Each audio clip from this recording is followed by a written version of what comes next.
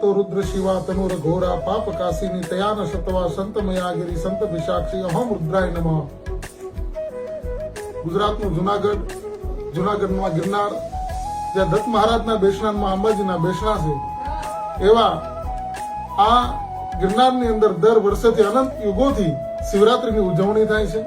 શિવરાત્રીનો મહોત્સવ ઉજવાય છે જ્યાં ભજન ભોજન અને ભક્તિનો ત્રિવેણી સંગમ થાય છે। હજારો ને લાખોની સંખ્યાની અંદર શ્રદ્ધાળુઓ આવી અને આ 5 દિવસનો મેળો એ મેળામાં ભોજન ભજન અને ભક્તિના ત્રિવેણી સંગમની અંદર સ્નાન કરે છે।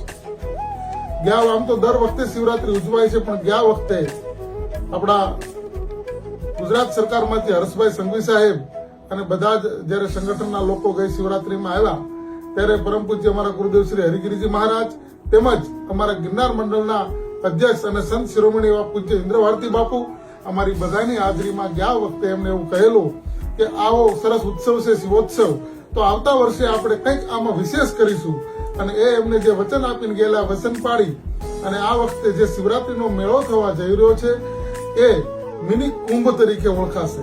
કારણ કે કુંભની જેમ જ અહીંયા જે ત્રિવેણી સંગમનું સ્નાન તો છે જ, ભજન ભોજન અને ભક્તિનું સાથે સાથે મુર્ગીકુંડની અંદર જે સ્નાન થાય છે એ પણ ખૂબ દિવ્ય અને અલૌકિક સ્નાન છે જેનો મહિમા અપરંગ પાર છે એવું કહેવાય છે। ખુદ મહાદેવ અખિલ બ્રહ્માંડનો માલિક એમાં સ્નાન કરવા આવે છે।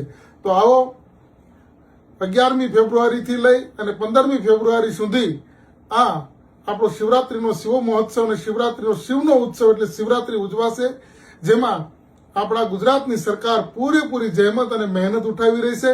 સાથે મળી અને આ વર્ષનો જે શિવરાત્રીનો મેળો છે વિશેષ પ્રકારે શિવોત્સવ બની રહે એ માટે સાધુ સંતો અને રાજસત્તા સાથે મળી અને તમામ શ્રદ્ધાળુઓ માટે વિશેષ પ્રકારની કાર્યક્રમો અને વિશેષ પ્રકારની સુવિધાઓનું નિર્માણ કરી આવનારા ભક્તો છે એ ભક્તિમાં તરબોળ થઈ જાય એ પ્રકારની એક સુંદર વ્યવસ્થા કરવા જઈ રહ્યા છે।